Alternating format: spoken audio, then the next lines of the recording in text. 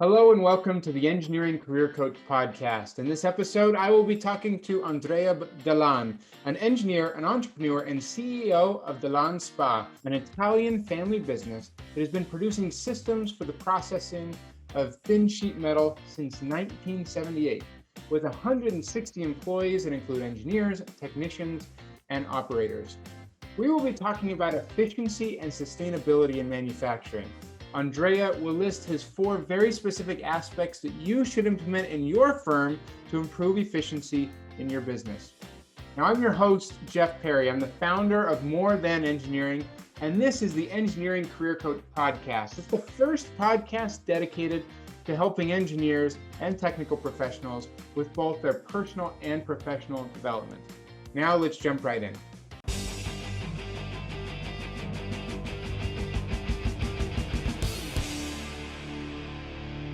I just want to take a quick break here and once again recognize our sponsor for this podcast episode, Washington State University.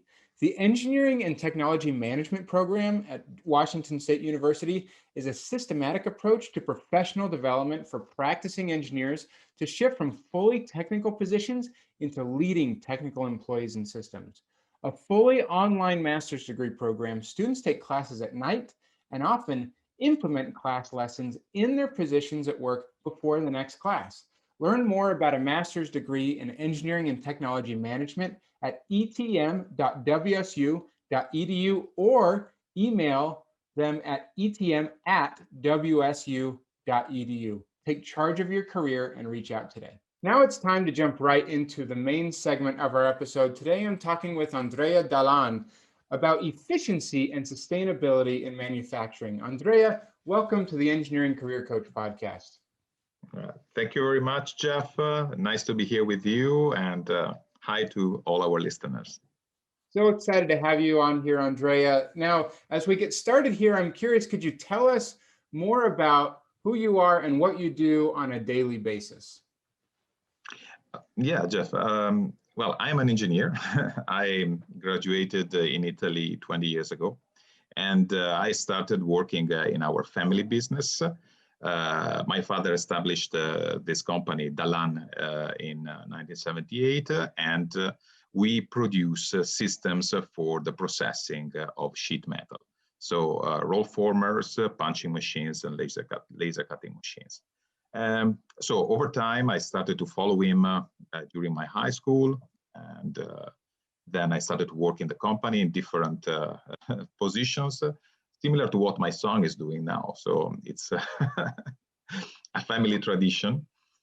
And when I graduated, I went to work for a period in Germany for a stage, so an apprentice, I think this is how you call it, as an intern. Okay, that's the right way to say it.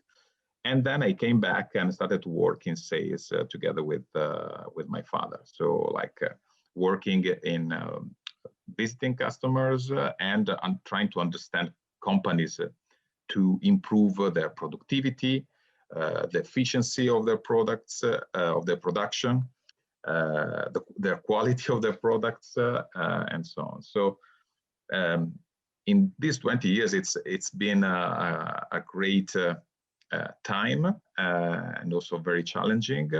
But working in sales has given me a lot of possibilities to get in touch with a lot of different companies in Europe, in the United States, and globally. So we operate all over the world. So it's been a career that's been in the family business, but sometimes it's not as easy as it can sound. Our company is now 165 people, and we have a subsidiary in Ohio as well, with sales and service over there. So, and right now I'm working as the CEO of Dallan. My father is still active, but he's working in a more representative role as the president. And well, this is a very quick overview of what has been my career so far. Sounds like it's been quite a journey, but Yeah. had to over the course of your career wear a lot of different hats and take on a lot of different responsibilities, as is necessary with the growth of a company like this. And now as a CEO, you have the opportunity to kind of take the reins and move to the next phase of growth and development of the company. That's pretty exciting. Yeah, it is. It is absolutely, and the challenges are coming every day. So right now, during the pandemic, there has been a certain types of challenges. Right now, with the uh, uh, the starting of the economy right after the pandemic, there are new challenges in Sure. terms of the costs of raw materials. So the secret is being open to to challenges and to solving problems, which is what our job as engineers is about mainly, isn't it? Absolutely, absolutely.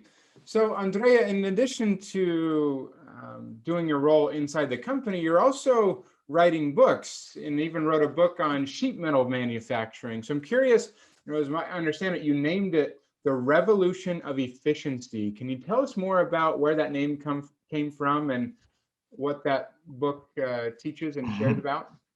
Yeah, well, it's been curious how I came to write this book because I used to write technical articles for different magazines, and I had to collect quite a few, and I wanted to bring them into some kind of publication. At the same time, my children are old enough to start asking about so the company and their grandfather and everything. So I was starting to write for them a little bit of the story of the company, but so the way it developed is quite strange because I started to write the book, and then as I was writing, these four main aspects of efficiency were became more and more evident because so what I found out throughout my career is that each time one of our customer comes to us because they need one machine, they don't actually need a machine. They need to solve a problem, and the problem is mostly related to efficiency. Efficiency in terms of saving time. So this brings us to the concept of productivity, or saving labor, or producing more automatically, or increasing quality, increasing the flexibility of their production. And so lately, but this has become a very, very interesting aspect, increasing the sustainability of the processes. And it comes out that when we talk about sheet metal, there is, when we produce from sheet, there is a lot of scrap that is being produced throughout the process, whereas a lot of our customers want to move to different types of technologies that allow to use the material 100%, so eliminating totally the scrap. So by eliminating the scrap, the process becomes automatically more sustainable and much more profitable. So all these aspects of efficiency, so whenever we save time, we save material, we save labor, so we reduce the resources that we need to obtain a certain result. So we improve efficiency, we improve the profits for the companies for which we work for. Okay, very good. So it sounds like there's multiple different areas that we can look at from an efficiency standpoint. So how many different dimensions or aspects do you feel like we can look at from an efficiency standpoint? Yeah, so well, what I came up, and this is the reason the book is called The Revolution of Efficiency, is that sometimes little changes can lead to huge improvements at the end of the year. So I broke down efficiency in four main aspects. One is productivity, which means that when we are able to produce more in the same amount of time, or produce the same amount of product in less time. So productivity is the first aspect. The second is automation. So when we are able to optimize the use of labor for the production of our material, especially by improving the packaging part of products. The third is flexibility. Flexibility is connected to all the aspects connected to the lean production. So I'll cut the story short because it becomes quite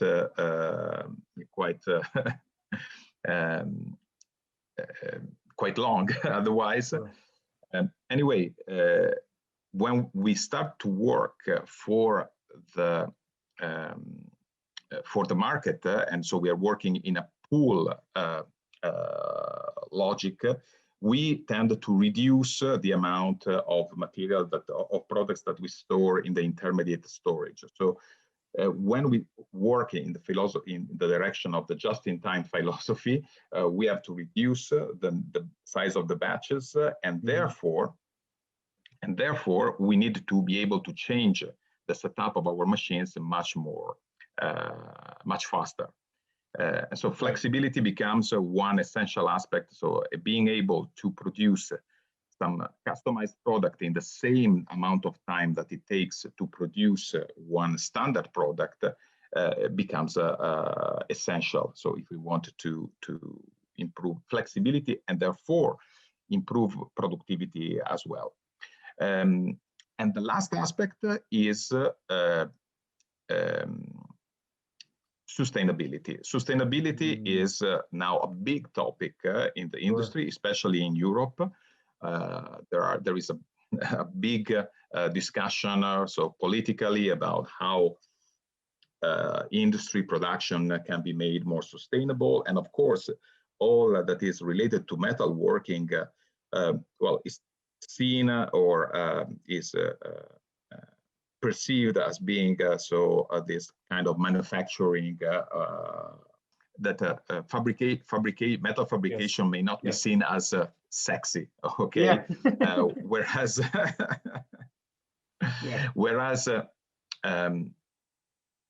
the aspects of sustainability can become a huge assets even in metal fabrication. So if we are able to introduce technologies that help us obtain the same amount of quality with the same quality, and by using less material and less energy, mainly, this automatically turns into a great benefit and in positive cash flow for the company, because we don't even have to purchase this raw material for this additional raw material for making the production.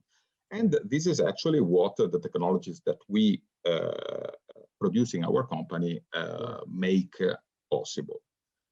So the idea behind the book was to find a lot of case studies together with our customers, with the users of our technologies that could tell how they could improve flexibility, automation, productivity, and sustainability, and how this has generated a positive result for them. So, so this is the basis, the 4 pillars on which I developed all the story. Okay, very good. So these 4 pillars: productivity, automation, flexibility, and sustainability, huge pieces when it comes to trying to drive to be more efficient and productive and effective in our work. So if you were to dial it down to one thing, if you could say what's the one most important thing that a business would need to implement to be more efficient in what they do, what would you say that is? Well, I have given a second thought about this. Well, any company could start by analyzing their processes, and any different business may find that they need to improve one specific of these aspects. What for me was very important to improve efficiency for one company is specifically to get people involved in this process of thinking about Wow. efficiency and in all its different aspects. So even though it is not just by buying one piece of equipment that you will generate efficiency. First of all, as an entrepreneur or as an engineer, you have to have the people around you that understand the need of building efficiency and analyzing the processes in terms of improving all these four main aspects we have spoken about. So efficiency is an excellent tool, but we need to take care of the people around us that will help us to build efficiency. And if we move towards a project of, for example, even investing in one piece of equipment in order to improve efficiency, it's important to have our team on board, because even when we are talking about introducing automation, which is sometimes seen as a means to reduce the amount of labor, on the other hand, so the same people that are involved in the automation processes become a lot more involved and can be involved in a much more valuable processes such as quality control, process controls, etc. So working on efficiency, working on automation requires involving so your people in the process. Yeah. What a great lesson, because we need everyone to be looking at how to improve our processes and gain more efficiency. It's not just one person's job. It's everyone's that's job, right. and we're working together.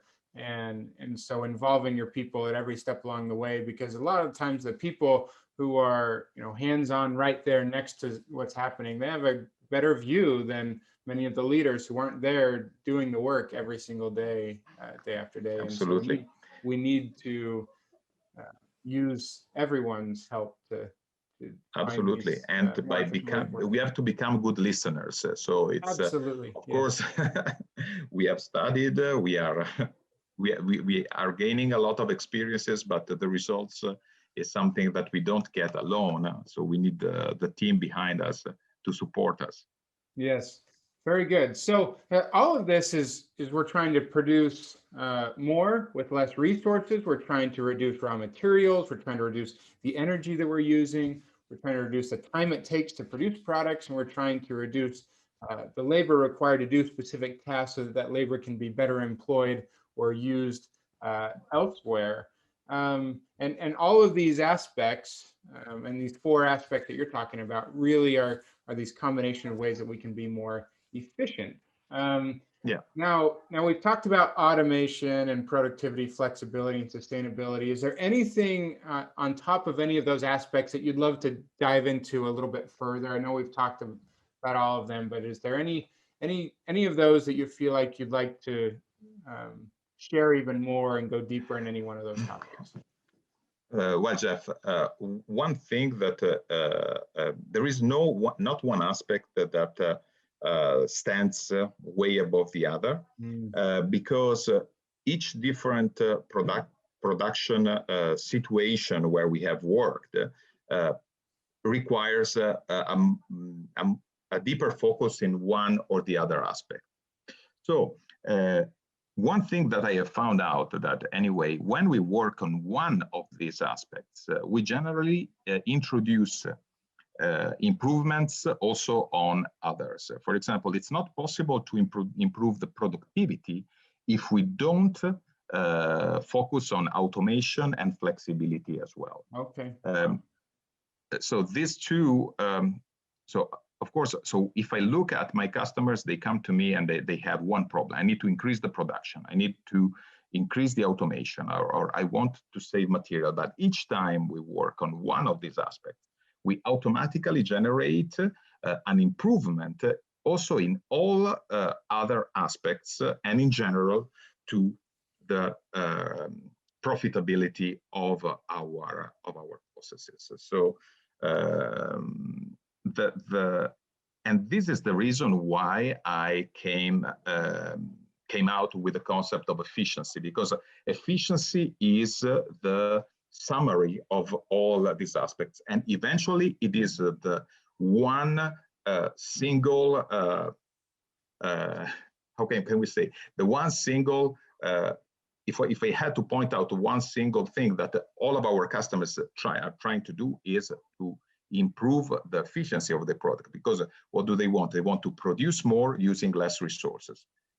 Any of the resources that we spoke about, which is can be labor, time, and raw materials and energy, these are the things that we need to optimize in order to get a better results and deliver better value to our customers.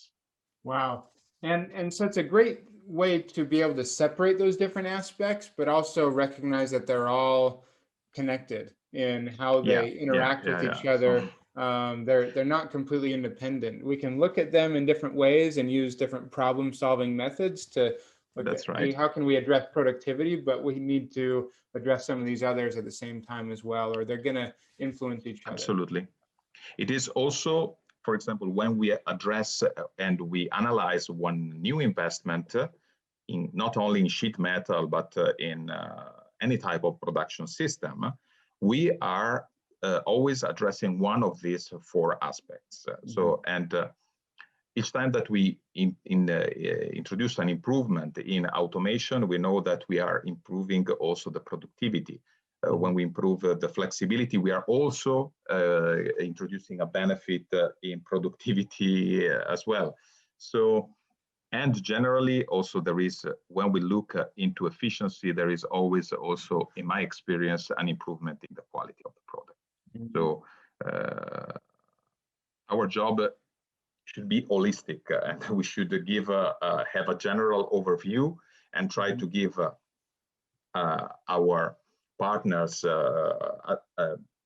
as customers, so what they require, but knowing that we are delivering them much more value than the single aspect that they may have addressed.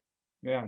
So recognizing that while these aspects are semi-independent but also interconnected, when we're looking at productivity, automation, flexibility, and sustainability, if I was a business owner, how would I go about starting to address efficiency? Should I focus on just one of these aspects at a time and go on to the next, almost like a ripple effect, or should I take a different, or look at all of them at the same time? What would be my approach if I was just starting to look at how do I improve efficiency in my work in my business?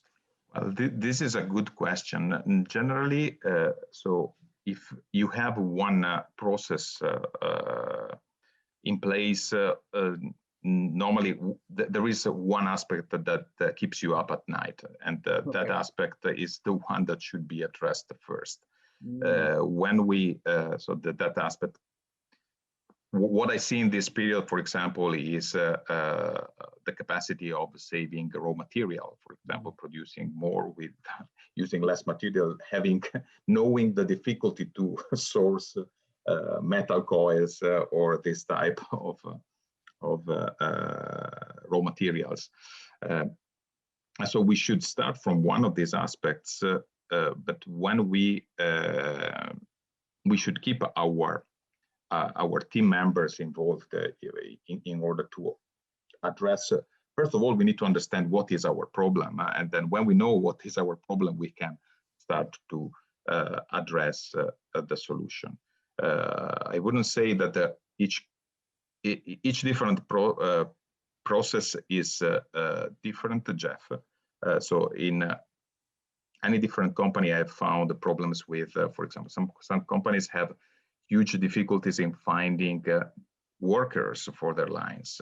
And this is the reason why they are looking into automation. It is not the increasing the production, but it's just the problem of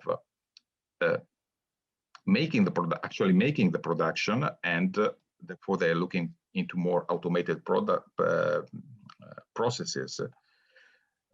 So there is generally one aspect of these four that keeps the entrepreneur up at night, and that should be the kickoff for the process. But if we start from that aspect and then we keep the general concept of efficiency in mind, that will lead us to a better understanding of the possibilities that we have. Because sometimes we have one process and we think of automating it, but we are just replicating all the techniques or technologies. So being open and being curious and experimenting and looking for new ways of doing the production, this is what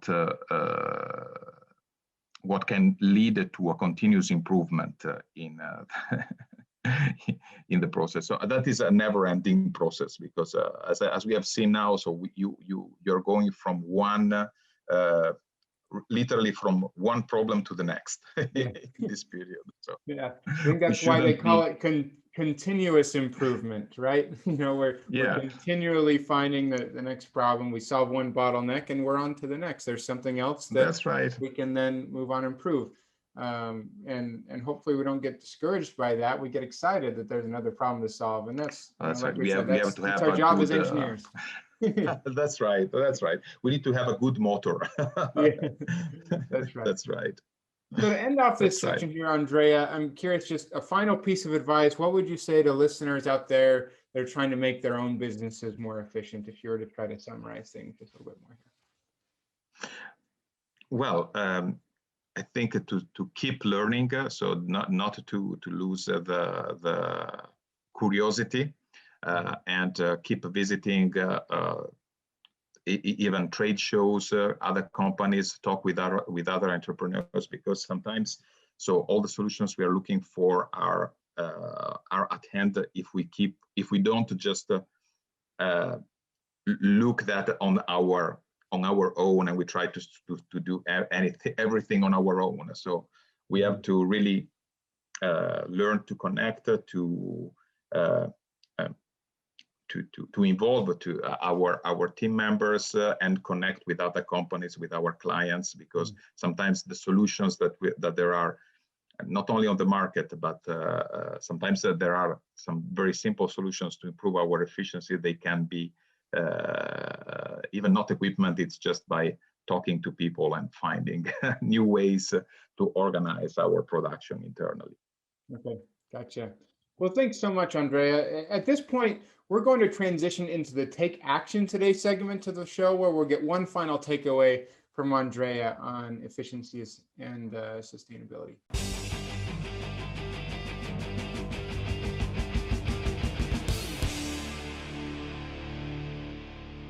Now it's time for our Take Action Today segment of the show.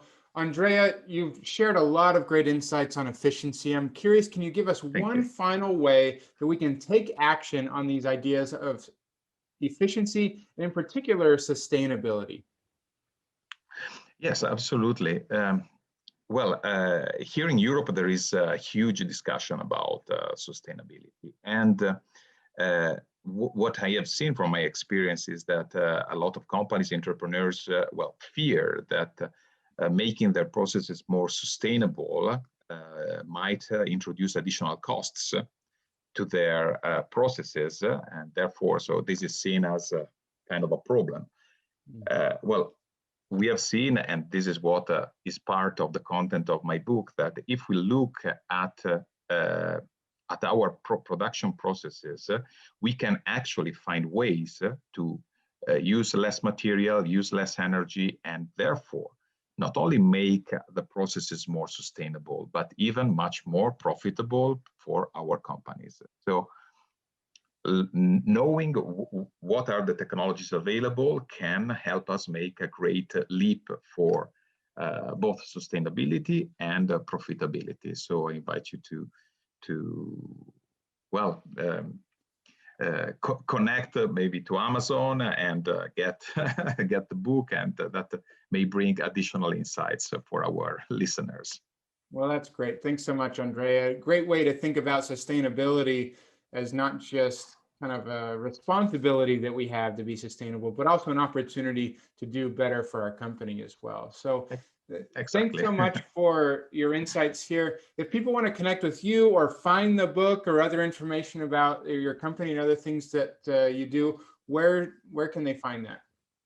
Well, they can connect to our website, that is dallan.com with a 2L, or they can connect to me with LinkedIn at, they can look for Andrea Dallan. There's only one or two, maybe, but, I will send the link to get the book on Amazon. It is on Kindle Unlimited available, so it's very, very convenient to get it for the next 90 days, I think. Okay, excellent. Well, we look forward to finding that, and we'll include all these links in the show notes for any who go to the website. But thanks again so much for being here with us, Andrea. Really learned a lot from you and look forward to Thank you very much. seeing your continued success. Thank you very much. I hope it's been of interest for our listeners. Thank you. Ciao.